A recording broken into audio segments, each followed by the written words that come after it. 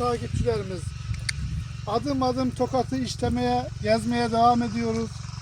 Gördüğünüz gibi Tokat'ın Kazovası'nda, Pazar'ın Tatarköy'ünde maşallah domateslerimizi görüyorsunuz. Yani 90 ve 120 gün boyunca bu domatesleri toplayıp Türkiye'nin birçok yerine Tokat'tan ihracat yapıyoruz. Gerçekten bunu yetiştiren çiftçi kardeşlerimize teşekkür ediyorum. Ülke ekonomisine böyle güzel bir katkı sağladıkları için. İşte sofralarınızda yediğiniz domatesler.